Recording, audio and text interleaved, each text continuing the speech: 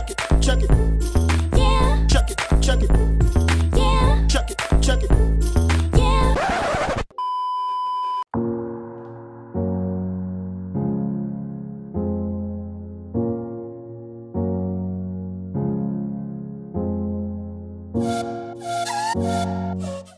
Hello tout le monde et bienvenue dans cette nouvelle vidéo aujourd'hui. Oula, j'espère que ça n'a pas fait trop de bruit avec le micro, désolé. Donc aujourd'hui je vais vous faire une vidéo un peu bizarre. Je sais pas trop comment on va articuler cette vidéo. On va faire une sorte de study with me, vlog, quelques conseils parce que vous m'avez beaucoup demandé un study with me. Mais le problème c'est que vous et moi les gars, on prépare pas le même examen parce qu'en fait la plupart des gens qui me suivent c'est des gens qui sont ou externes ou internes ou testeurs ou pardon. En général c'est surtout des gens qui préparent le Residana ou qui se posent des questions sur le Residana. Or moi les amis, comme vous le savez, je prépare le DEMS. Enfin je prépare pas grand chose pour le moment. Je vais commencer à préparer mon DEMS. Donc c'est pas la même chose, c'est pas la même façon de préparer l'examen parce que l'examen est différent. Vous aurez des QCM. Enfin, vous devrez répondre en QCM et pendant le Residana, c'est des questions ouvertes. Pendant le concours, en fait, je ne rédigeais pas vraiment de cours parce que il suffisait que j'ai les informations en tête. Je me contentais, comme je vous l'avais déjà dit, ou de bien comprendre mon cours, bien comprendre ma physiopathe, m'exercer beaucoup, notamment avec des cas cliniques. C'est ça qui m'a beaucoup aidé, c'est les cas cliniques, apprendre à raisonner, apprendre à avoir un esprit de synthèse. Je vous ai déjà parlé de tout ça dans ma vidéo Cartonné au Residana, la série Cartonné au Residana. Si vous l'avez pas vu, je vais vous mettre la première dans le petit i en haut quelque part. Et donc je vous ai détaillé ma technique pour une technique de révision pour préparer le Residana. Là c'est totalement différent, c'est des examens qui sont rédactionnels, donc vraiment c'est un changement du tout au tout. En fait il y en a pendant l'externat quelques-uns les examens rédactionnels. Je me rappelle juste l'examen de gynéco qui m'avait traumatisé, c'était horrible. J'ai perdu la moitié de mes cheveux pendant la préparation de cet examen. Donc bref, le Residana c'est comme ça. Vous avez des questions ouvertes, du moins dans ma spécialité, parce que dans d'autres spécialités, il y a aussi des crocs. Donc nous, je vous l'ai déjà dit, notre support c'est l'EMC. Pour ceux qui m'ont demandé comment se procurer l'EMC, ben en fait moi quand j'ai commencé mon Residana, c'est les résidents plus âgés qui m'ont filé. C'est un fichier où c'est classé par thème, par chapitre. Et après chaque année, il y a toujours quelqu'un qui nous file les mises à jour, que ce soit les profs, les assistants. Maintenant, je pense qu'à la fac centrale, vous pouvez aller à la bibliothèque et demander un code d'accès. Il me semble que, enfin du moins à l'époque quand j'ai passé le concours, on nous l'avait dit pendant un cours à la fac, qu'on pouvait aller demander un code à la bibliothèque de la fac centrale. Je sais pas si ça se fait encore, ou si vous êtes résident dans vos services respectifs, parfois les chefs de service donnent des codes. Moi j'en ai pas eu, mais voilà, c'est des cours qu'on se passe entre résidents, tout simplement. Moi comment je fais? Je prends mon cours de l'EMC, je fais une lecture, je surligne et je résume après. Enfin, je résume, c'est un bien gros mot parce que c'est pas vraiment un résumé, ça reste très long parce que c'est des questions ouvertes et tout. Donc, je vais vous montrer comment je fais tout ça. Je vais d'abord chercher mon cours. Alors, il faut savoir que comme je prépare le DEMS, ça veut dire que la plupart des thèmes, je les ai déjà préparés parce qu'en ophtalmo, on a un examen classant, non pas classant, n'importe quoi, un examen sanctionnant chaque année. Donc chaque année, on a des examens intercalaires, donc chaque année, on doit préparer nos cours. Pour moi, c'était vraiment un avantage, ça m'a permis du coup de travailler mes cours. Si j'étais dans une spécialité où j'avais pas d'examen, de l'examen de première année au DEMS, j'aurais rien fait pendant 4 ans. Donc ces examens intercalaires, ils ont une utilité quand même, c'est qu'ils vous obligent à bosser pendant votre Residana. Ça diminue un peu la charge de travail au moment de préparer le DEMS. Donc moi, dans mon cas, j'ai quelques cours qui sont rédigés, mais qu'il va falloir mettre à jour. J'ai des cours qui sont rédigés, puis il n'y a pas eu de mise à jour depuis, et puis j'ai des cours qui sont rien du tout. C'est-à-dire qu'il va falloir les faire de A à Z, parce que c'est des cours que j'ai pas fait pendant mes examens intercalaires, parce que j'avais pas le temps, en fait, c'est ça la raison. Qu'est-ce que je voulais faire d'autre? Donc voilà, aujourd'hui je vais prendre un cours que j'ai déjà fait, que j'ai rédigé, que j'avais bien rédigé d'ailleurs, mais il y a eu une mise à jour depuis. Donc j'ai imprimé ma mise à jour, je vous ai montré la dernière fois comment s'organiser pour se remettre au boulot. Donc moi j'imprime pas au fur et à mesure. Je vous ai dit, j'organise tout d'un coup dès le départ, je prépare tous mes cours, ma liste de cours elle est affichée ici, je vous l'avais montré la dernière fois et j'ai surligné, je sais pas si vous arrivez à voir les petites, il y a des petites, non vous n'arrivez pas à voir et franchement j'ai pas envie de changer de setup et de vous déplacer et tout aujourd'hui parce que sinon ça va prendre des heures, il faut que je bosse un petit peu. Bref, j'avais noté les cours sur lesquels il y avait eu des mises à jour. Comme ça, je sais que mon cours n'est plus bon, il faut que je check la mise à jour pour voir ce que je dois rajouter. Donc ce cours-là, si vous voulez savoir, c'est les glaucomes congénitaux. pour ceux que ça intéresse. Il y a eu une mise à jour qui date de 2019, donc c'est une mise à jour hyper récente. Donc ce que je vais faire, je vais commencer par lire mon cours à moi pour me rappeler tous les détails qui sont dedans. Ensuite, je vais lire ce cours-là, je vais surligner ce qui a été rajouté. Je vais intégrer ça à mon cours et je vais le rédiger proprement. Je vais vous montrer comment mes cours sont rédigés. Attendez.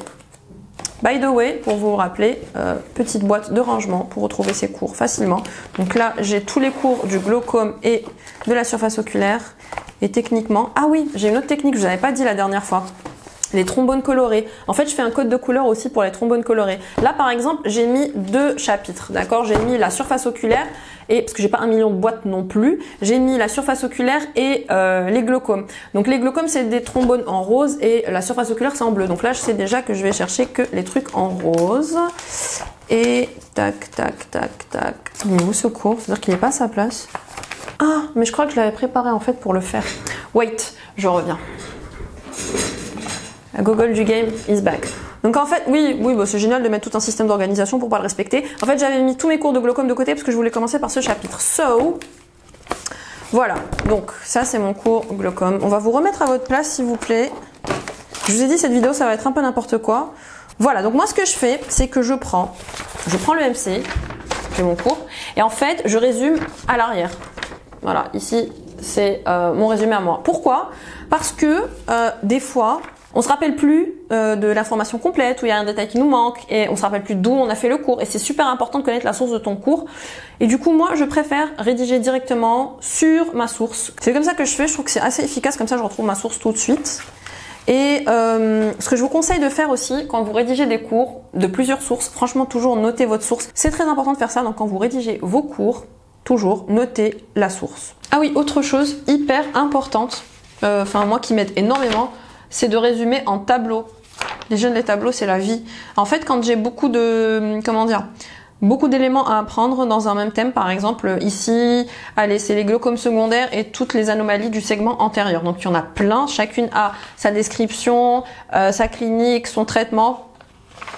Moi j'en fais un tableau en fait, j'en fais un gros tableau comme ça et créez vous-même votre tableau et c'est beaucoup plus facile pour moi d'apprendre comme ça des cours qui sont longs. Tout ce que je peux transformer en tableau, je le transforme en tableau systématiquement.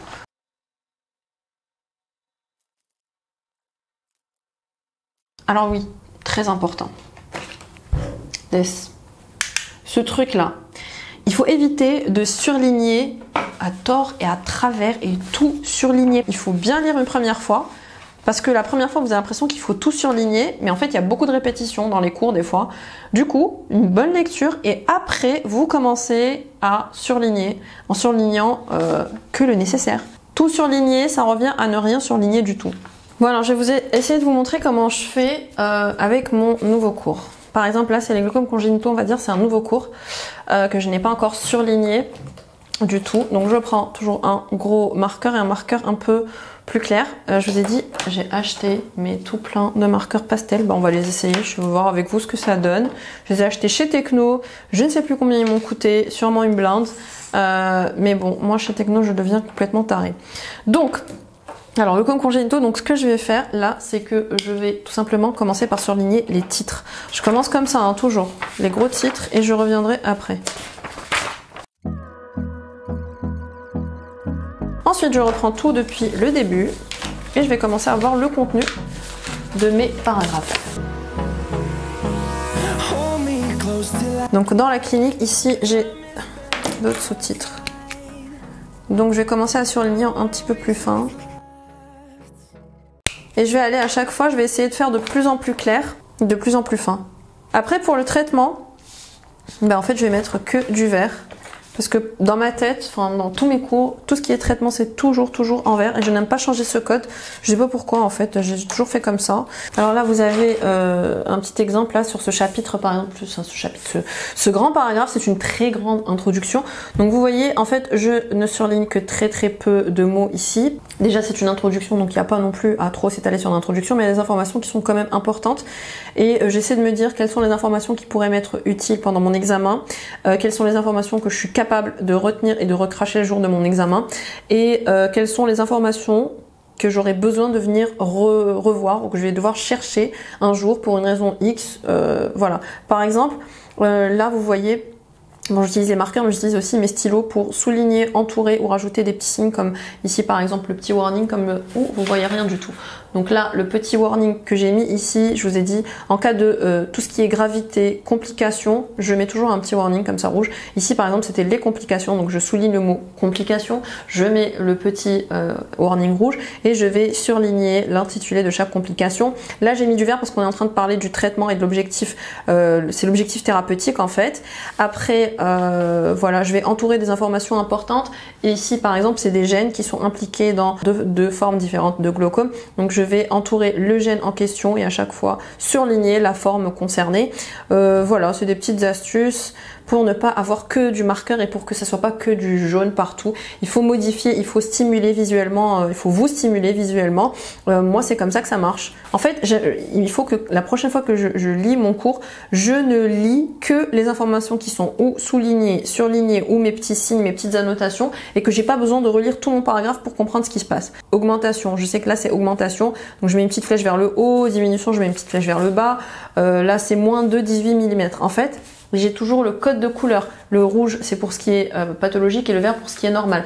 Donc là, par exemple, je sais que juste en regardant ça, je sais que 10 mm de diamètre, je suis en train de parler de la cornée, je sais que la norme, c'est 10 mm de diamètre. Pourquoi je le sais? J'ai souligné le 10 mm, j'ai mis mon petit signe diamètre et j'ai tout mis en vert. Et donc là, je sais que la norme, c'est 10 mm de diamètre. Voilà, c'est des petites astuces qui font que quand je relis mon cours qui fait 1 million de pages, mon œil est directement attiré par les points importants et je peux les interpréter parce que j'ai mis mon petit code de couleur et toutes mes petites annotations. Alors après, je vous montre un cours qui est déjà rédigé. Donc ça, c'est mon ancien cours parce que là, si je vous garde avec moi jusqu'à ce que je rédige mon nouveau cours, on n'est pas sorti de l'auberge. Donc là, c'est mon ancien cours, comme vous voyez. Mon cours n'est pas surligné, mais il est extrêmement coloré. Donc chacun fait comme il veut. Je fais toujours une première rédaction entre guillemets après avoir lu mon article et avoir surligné ce que j'ai décidé de garder. Je vais rédiger mon cours, j'utilise beaucoup de couleurs, j'utilise énormément d'abréviations. Voilà, donc essayez d'inventer vos propres abréviations. Après, ce qui est compliqué, c'est quand vous passez vos cours à quelqu'un qui comprend strictement rien à vos phrases, j'avoue. Mais moi, je comprends mes abréviations, donc et puis je les utilise depuis longtemps, j'en invente à chaque fois. Donc, mes cours sont colorés comme je vous l'ai dit, tout est en abréviation ou en acronyme. Quoi d'autre? Je ne le surligne pas, donc je fais une première rédaction de mon cours avec ce qui me semble être voilà, nécessaire pour que le cours soit bien complet. Au bout de la deuxième lecture, quand je me rapproche de mon examen, très souvent je me rends compte qu'il y a des paragraphes qui sont superflus, comme là par exemple, vous voyez, je sais pas si vous arrivez à voir, mais au crayon j'ai mis une accolade et j'ai mis une croix parce que juste mon introduction, on dirait que je suis en train de faire l'introduction d'une thèse, donc c'était trop long et je me suis dit que j'aurais pas le temps de rédiger tout ça le jour de mon examen. Donc il y a des chapitres où je mets une croix, je ne les barre pas parce que je me dis ça peut toujours me servir plus tard quand j'ai envie de faire un truc plus complet, je ne sais pas pour quelle occasion, mais bref, mais pour mon cours, pour mon examen, en l'occurrence c'était mon examen de deuxième année, ça c'était trop, donc je l'ai sur mon cours, mais c'est pas quelque chose que j'avais prévu de réécrire sur ma copie le jour de l'examen, et il se trouve que c'est cette question que j'avais eue. Donc voilà, au bout de ma deuxième lecture, j'élimine quelques éléments des fois, et puis des fois, eh ben en fait, je suis pas satisfaite de mon paragraphe ou je trouve mieux sur une autre source. Si j'ai déjà rédigé mon cours et que j'ai trouvé mieux, en fait, je prends un post-it et je réécris. Là, par exemple, ici, je crois que j'avais fait un peu n'importe quoi, ça m'avait pas plu. Donc j'ai mis un post-it et j'ai mis autre chose au-dessus qui était ou plus complet ou mieux agencé. Donc je masque avec un post-it. De façon générale, je bosse beaucoup avec les post-it, ça m'aide énormément. Et voilà, donc je surligne très rarement mes cours rédigés. Je veux pas avoir de marqueur sur mes cours rédigés. Si j'utilise le marqueur sur mon cours, c'est que vraiment c'est une information très importante. Sinon, c'est juste beaucoup de couleurs, beaucoup de stylos de couleurs différentes, des petits feutres des fois pour les titres et c'est tout. Beaucoup d'abréviations, les tableaux, essayez de faire des tableaux, ça aide énormément.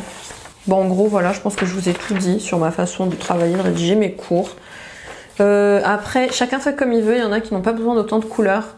Moi, ça me permet vraiment de rester bien concentrée, ça attire mon regard. Et c'est ça qui m'aide à être captivée par mon cours et à vraiment l'imprimer dans ma tête puisque j'ai une mémoire qui est visuelle. Mais chacun fait comme il veut. J'avoue que ça prend beaucoup de temps à rédiger des cours comme ça, de faire des cours qui sont complets, qui sont bien rédigés. Bon, j'ai une écriture pourrie, hein, comme vous pouvez le voir, mais j'essaie de mettre des couleurs pour rendre ça un peu joli parce que si c'est agréable à regarder pour moi, ça rentrera plus facilement. Voilà. Bon les amis, je pense que je vais vous laisser. Je sais pas trop ce que vous attendiez d'une vidéo Study With Me. Moi j'ai essayé de vous donner quelques conseils, de vous montrer ma technique de travail de façon générale. Maintenant, franchement, je ne peux pas laisser cette caméra tourner sur ma tête pendant que je bosse. Ça m'empêche de me concentrer et ça va me faire perdre beaucoup de temps. Donc faire un cours, ça va me prendre une semaine. Donc je vais vous abandonner. Je pense que je vous ai donné à peu près toutes mes astuces de boulot. Je vous ai expliqué toute ma technique, comment je rédige mes cours. Et que j'ai beaucoup blablaté, donc cette vidéo va être extrêmement longue et très longue à monter surtout et à uploader et à... Bref, ça va me prendre encore une plombe. Mais bon, si vous êtes resté jusqu'à la fin, franchement, vous êtes trop sympa, vous êtes trop top et je vous adore. Moi, je vais replonger dans mon cours.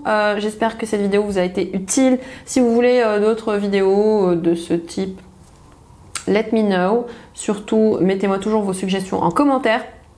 Venez me suivre sur Instagram, vous savez que c'est là-bas que je réponds à toutes vos questions, à tous vos messages. Des fois je mets un petit peu de temps, mais franchement j'essaie de répondre à tout le monde. Et puis je vous fais des stories très régulièrement, je vous annonce des nouvelles, je vous lance un petit peu mes idées et mes suggestions. Et voilà, ça fait d'interagir avec vous qui me donne des idées aussi. Donc venez me suivre. Et surtout, abonnez-vous à la chaîne, activez la petite cloche. Je crois que je vous ai fait bouger un petit peu. Ouh là là, je suis désolée de ce setup vraiment pourri. Mais qu'est-ce que j'allais dire? Restez surtout bien branchés parce que le guide en vidéo, le guide des spécialités en vidéo arrive très vite. Du moins, vraiment, je l'espère. Je vais travailler très dur pour ça. Je vais harceler mes potes. Donc, activez la notification bell surtout. Et puis, si vous n'êtes pas abonné, abonnez-vous vite à ma chaîne pour que je vous fasse encore plein de vidéos super méga cool. Voilà, je vous fais des gros bisous, je retourne bosser et puis je vous dis à très bientôt sur cette chaîne et sur Instagram. Ciao. Check it, check it.